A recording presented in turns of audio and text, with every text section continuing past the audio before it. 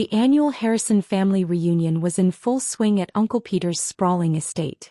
Crystal glasses clinked, designer suits rustled, and the air was thick with the usual combination of expensive perfume and thinly veiled competition.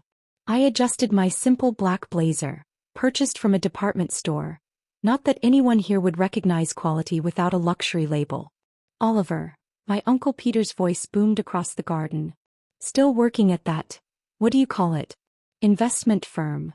I took a slow sip of champagne. Something like that. What they didn't know was that my investment firm was actually Summit Capital, one of the most aggressive and successful private equity firms in the country. For the past 3 years, I'd been quietly building an empire while they assumed I was some junior analyst pushing papers at a no-name company. Did you ever consider my offer? Uncle Peter continued, swirling his drink. Entry-level position at Harrison Industries. Could have been good for you. Started at the bottom, learned the family business. I remembered that conversation well. 2 years ago he'd offered me a job filing paperwork in the basement of Harrison Industries, their struggling manufacturing company. The same company I was about to acquire through a carefully orchestrated hostile takeover. I'm happy where I am, I replied. My cousin Marcus snickered from his position by the pool. Happy being a nobody, you mean? Did you drive that same beaten-up Honda here today? I had, in fact, driven my perfectly maintained Honda Civic. It sat in the circular driveway among the Mercedes and BMWs, a deliberate choice that had nothing to do with what I could afford and everything to do with staying under their radar. The Honda runs just fine, I said, checking my phone discreetly. Summit Capital stock was up another 15% today, not that anyone here would know I owned it. Aunt Caroline joined the conversation, her diamonds catching the afternoon sun. Oliver, darling, when are you going to do something meaningful with your life? Your cousins are all so successful. By successful, she meant they had executive titles at Harrison Industries, positions handed to them without any real merit or achievement. The company was hemorrhaging money, their market share shrinking yearly, but they were too proud to admit it. I'm doing fine, Aunt Caroline. Fine isn't the Harrison way, Uncle Peter declared. Look at Marcus, just made vice president of operations. And Victoria's running our European division. I glanced at my cousins, knowing their divisions were the worst performing in the company. Marcus had lost $50 million in a failed expansion last quarter. Victoria's European division consisted of one struggling factory in Belgium. My phone vibrated silently in my pocket. A message from my COO, final paperwork completed. Ready to execute at your signal. The timing was perfect. In exactly 30 minutes, the news would break that a mysterious investor had been accumulating Harrison Industries stock through various shell companies. By tomorrow morning, they'd learn that their family company now belonged to me. Remember when Oliver said he was going to start his own business? Marcus laughed, addressing the gathering crowd of relatives. What happened to that brilliant plan? I did start my own business. Summit Capital now managed over $10 billion in assets, but they'd never bothered to read the financial news, or they might have recognized my name among the youngest billionaires in the country. Plans change, I said neutrally. Uncle Peter clapped me on the shoulder, his signet ring flashing. That's why family is so important, boy. When your dreams don't work out, we're here to help you find your level. My level. I looked around at the family estate, knowing that by this time tomorrow I'd own it too. The mortgage had been quietly purchased by one of my subsidiary companies last month. Speaking of levels, Victoria chimed in. Harrison Industries just landed a major government contract. Daddy's hosting a celebration dinner next week. Family only, of course. I knew about the contract. I also knew it was contingent on financial stability that Harrison Industries didn't have. Another piece of information they'd discover tomorrow. Congratulations, I said, checking my watch. 20 minutes until the announcement. You know, Oliver, Uncle Peter said, his voice carrying across the garden, ensuring everyone could hear. It's not too late to join the family business. We always need people to manage the basics. The condescension in his voice was familiar. I'd heard it my entire life, ever since I'd chosen to study finance instead of following the prescribed Harrison path. Still a nobody, my uncle laughed, raising his glass in a mock toast. But at least your family. My phone buzzed again. The news was about to break early.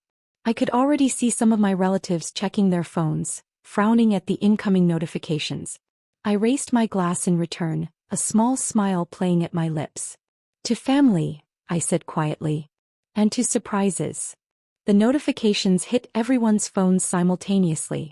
The garden fell silent except for the sound of ice clinking in suddenly unsteady hands. Breaking news. Harrison Industries acquired by mystery investor. Harrison family loses control. Summit Capital takes over. Billionaire Oliver Sterling revealed as Summit Capital CEO. Uncle Peter's face turned an interesting shade of purple as he stared at his phone. Marcus dropped his champagne glass, sending crystal shards across the marble patio. Victoria's perfectly manicured fingers trembled as she frantically scrolled through the news. This is impossible, Uncle Peter sputtered, looking up at me. Oliver Sterling? That would be me, I confirmed, taking another sip of champagne. I changed my last name legally 3 years ago. Didn't want the family connection affecting my business dealings. Your business dealings? Marcus echoed weakly. But you're just a nobody? I finished for him. Actually, I'm the CEO and founder of Summit Capital. We manage over $10 billion in assets.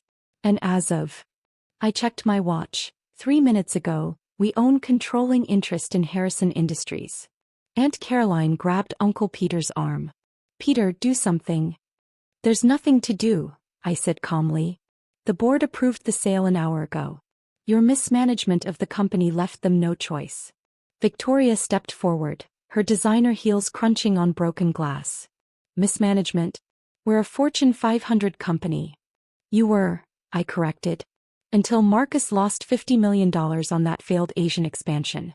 And let's not forget your European division, Victoria. One failing factory doesn't make an international presence. My phone buzzed again. A message from my legal team. Transfer of ownership complete. Board meeting scheduled for tomorrow at 9 a.m. But the government contract, Uncle Peter protested. We just landed a major deal. A deal contingent on financial stability you don't have, I pointed out. Did you even read the terms? Summit Capital, however, has more than enough resources to fulfill the contract requirements. My cousin Thomas, who'd been quietly watching from the sidelines, finally spoke up. The European factory, the Asian expansion. You've been tracking everything. Of course I have. While you were all busy mocking my career choices, I was learning every weakness in your company. Every failed project, every questionable decision, every instance of nepotism over merit. Uncle Peter's face hardened. We're family. You can't just. Family. I interrupted. Like when you told potential investors I was the family disappointment. Or when you offered me a job filing papers in the basement. That kind of family. The garden had grown eerily quiet. Even the hired servers had stopped circulating, sensing the dramatic shift in power. How did you afford this? Marcus demanded. Where did you get the money? I couldn't help but laugh. Unlike some people, I actually understand finance. Summit Capital's first fund returned 300% in its first year. Our tech investments alone are worth more than Harrison Industries' entire market cap. Victoria's social climbing instincts kicked in. Oliver, darling, we should discuss synergies between our divisions. Your divisions? I raised an eyebrow. I think you misunderstand. You're all fired. Fired. Uncle Peter roared. You can't fire family. Watch me. I pulled out my phone, opening an email. In fact, the termination notices are being sent right now. Don't worry about cleaning out your offices. Security has already changed the locks. My aunt stumbled into a chair. But the family legacy will actually be worth something now, I finished. Harrison Industries is being completely restructured. Professional management, merit-based promotions, no more family members in positions they're not qualified for. And what about the family estate? Thomas asked quietly. Uncle Peter's house? I smiled. You mean my house? Summit Financial Holdings, another company I own, purchased the mortgage last month. Amazing what you can do when you actually read financial documents. The sound of car doors slamming drew everyone's attention to the driveway. A team of suited executives was walking toward us. I straightened my blazer. Meet the new management team. Harvard MBAs, decades of industry experience and not a single family connection among them. The next week unfolded like a carefully orchestrated symphony of chaos. My family's desperate attempts to maintain control were met with the cold reality of corporate law and ironclad contracts. The Monday board meeting was particularly memorable. "This is our company," Uncle Peter had shouted, pounding his fist on the mahogany conference table. "We built this." "Actually," I replied calmly, "your father built it. You and your children have been systematically destroying it for the past decade." I projected a graph onto the boardroom wall showing Harrison Industries' declining performance since Uncle Peter took control. The downward trajectory was stark. But the European expansion. Victoria began. "Lost $72 million in 18 months. I cut in." "Did you think nobody would notice you were using company funds to maintain an apartment in Paris?" The new board members' seasoned executives eyed handpicked, exchanged knowing looks. The audit had revealed years of personal expenses disguised as business costs. "You've been planning this for years," Thomas said quietly. It wasn't a question. "Since the day Uncle Peter told me I'd never amount to anything in business," I confirmed. "Every time you mocked my Honda, every family dinner where you belittled my career choices, I was building Summit Capital, watching Harrison Industries and waiting." The next few days brought a parade of relatives to my office. The same office they'd never bothered to visit when they thought I was a nobody. Elizabeth, my younger cousin, tried first. "Remember when we were kids and I shared my toys? Family should stick together." I pulled up her expense reports on my tablet. "Like when you charged your wedding to the company under client entertainment?" Marcus came next, all false bravado. "You need us. We know the business. Your division lost more money last quarter than Summit Capital's entire startup cost," I replied. "I think we'll manage without your expertise." Even my mother tried to intervene, playing the family card. "Oliver, darling, surely we can work something out? Your uncle is devastated."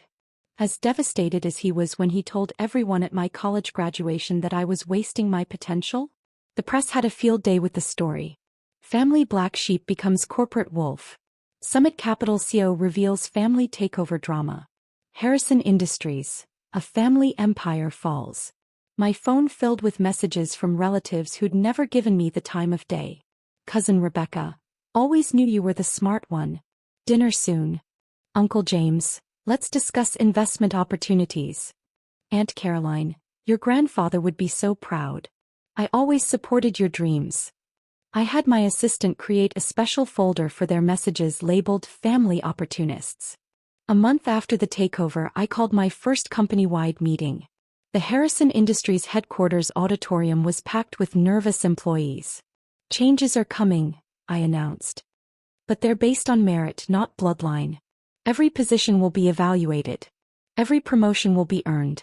And yes, some of you will be reporting to that nobody your former bosses warned you about." The restructuring was swift and thorough. Harrison Industries stock rose 40% in the first quarter under my leadership. The government contract was secured properly. The European division was completely overhauled. 6 months later, I received an invitation to the annual Harrison family Christmas gathering. The irony wasn't lost on me. It was being held at the estate I now owned. I decided to attend, driving my Honda into the circular driveway one last time. The valet looked confused when I handed him the keys, especially since he'd just parked my cousin's Maserati. Inside, the atmosphere was different. Gone was the arrogant confidence, replaced by forced smiles and uncertain glances. My entrance created a ripple of whispers. Uncle Peter, considerably humbled, approached first. "Oliver, the company's quarterly results, they're impressive." "Amazing what happens when competence replaces nepotism," I replied. Victoria, who'd recently taken a junior analyst position at a small investment firm, tried next. "I've been learning so much about actual finance." "Congratulations on earning your first real job," I said. "How's the bus commute?" Marcus lurked by the bar, nursing his drink.